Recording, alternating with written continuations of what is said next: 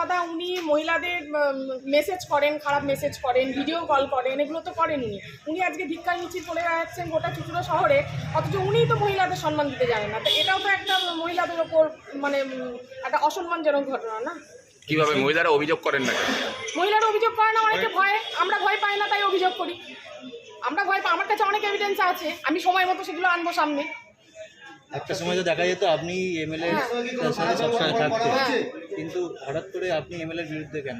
আমার উপরেও আমি যতদিন সম্মান নিয়ে নিজের সম্মান পেয়েছিলাম ততদিন আমি ওনার কাছে ছিলাম। যেদিনকে আমার সম্মানহানি হলো সেদিন আমি বেরিয়ে এলাম। সম্মানহানি কি বিধায়কের হাত ধরেই হয়েছে? অবশ্যই বিধায়কের হাত ধরে হয়েছে, সেটা উনিও জানেন।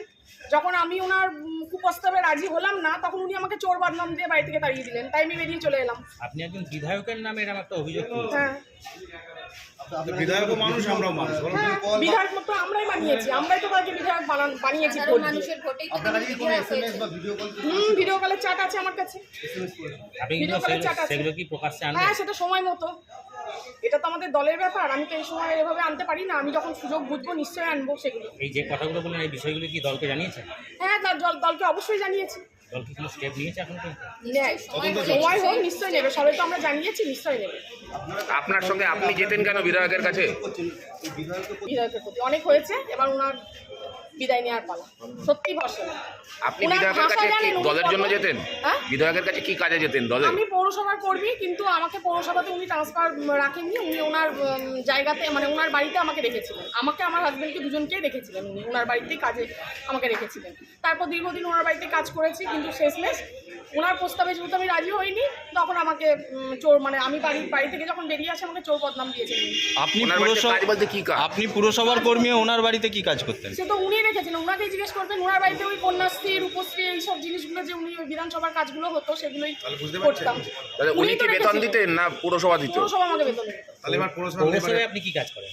পৌরসভায় আমি ইয়েতে আছি, এখন স্কুলে রয়েছি, ওই নোনাপুকুরে স্কুলটায় আমি এখন ট্রান্সফার আছি। পৌরসভায় আগে আমি ছিলাম ইয়েতে, হেলথে ছিলাম। সেখান থেকেই ওনার বাড়িতে নিয়ে গেছিল? আমাকে তো পৌরসভায় আগে ঢুকতেই দেওয়া হতো না, আমাকে তো খাতা পর্যন্ত ওখানে নিয়ে গিয়ে সই করানো হতো। মানে ওনার বাড়িতে আমি খাতা পর্যন্ত সই করেছি, পৌরসভাতে আমাকে ঢুকতেই দেওয়া হতো। পৌরসভার খাতা, পৌরসভার উপস্থিতি খাতা বিধায়কের বাড়িতে পৌঁছে যেত? বাড়ি থেকে আমি সই করেছি। পৌরসভায় কারা ঢুকতে দিত না? পৌরসভায় উনি আমাকে ঢুকতে দিতেন না, মানে পৌরসভায় তোমার যা চলবে না, তুমি এখানেই সই করবে, এখান থেকেই তোমার মাইনে পৌরসভায় ঢুকে যাবে। ভিপ ছিল এটা? হ্যাঁ, ওনার ভিপ ছিল। হ্যাঁ, আমি তো সইও করেছি। তারপর আস্তে আস্তে আমি নিজেই পৌরসভায় ঢোকার চেষ্টা করলাম। মানে আমাকে ওনার বাড়িতেই একদমই রাখার মানে চেষ্টা হয়েছিল, যাতে পৌরসভায় আমি কাজ করি এটা যেন হয়তো কেউ বোঝে না বা কিছু এরকম হয়তো কিছু প্ল্যান ছিল ওনার। কিন্তু আমি সবসময় বলেছি যে পৌরসভায় আমার ডিউটি দেওয়া হোক, কারণ আমারও তো অনেক মাইনেপত্র কাটা যেত, এগুলো তো পৌরসভায় ডিউটি না করলে পরে তো সেটা হবেই স্বাভাবিক। আপনি ওনার বাড়িতে বসে কি পুরসভার কাজ করতেন না ওনার ব্যক্তিগত কাজ করতাম? যদিও কাজ করতেন। হ্যাঁ, আমাকে দিয়ে টেবিল পরিষ্কার করাতো, আমাকে দিয়ে নিজের জুতো পরিষ্কার করাতো, এগুলোও করাতো, চা দেওয়া তো লক্ষ্মী এগুলোও করাতো, কন্যাশ্রী, রূপশ্রী এগুলোও করাতো, এগুলো করাতো তো আমাকে। অনেক বিধানসভার অনেক লোকই জানে যে আমি ওনার জুতোগুলো পরিষ্কার করতাম, জুতো পরিয়ে দিতাম, এগুলো তো করতাম, অনেকেই দেখেছে। আপনার হাজব্যান্ড? আমার হাজব্যান্ড ওই চিঠি চাপাটি হসপিটালের হ্যান ত্যান এগুলোই করতো আর কি ওনার কাছে। উনিও কি পুরসভার কর্মী ছিলেন? না, উনি তো আলাদা, উনি রাইটার্সের কর্মী, নবান্নের কর্মী, সরি এখন তো নবান্ন। উনি ওনার বাড়িতে যেতেন কেন? উনি যেতেন, আমি মানে ওনার যেহেতু ওরকম লেখার লোকের অভাব ছিল, মানে তখন ছেড়ে গেছিল একজন করতো, তো সেই কারণেই আমার হাজব্যান্ডকে ডাকা হয়েছিল এবং আমার হাজব্যান্ড আমার কথা মতো ওখানে যেত এবং 1.5 ঘন্টা মতো এই সামান্য লিখে তারপর চলে যেত আবার অফিসে। নবান্নের কাজের বাইরে?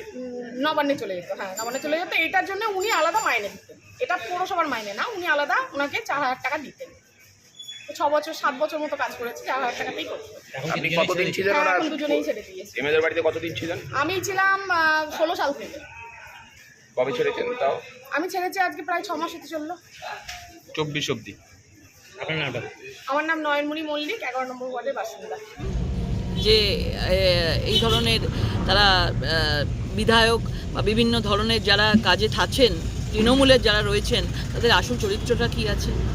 আমি আগেও এই নিয়ে অনেকবার তাকে নিয়ে বলেছিলাম এবং অনেকবার আমার কাছে সেটা কমপ্লেন এসেছিল এবং আমি সেটা নিয়ে বলি যে রক্ষক সেই ভক্ষক।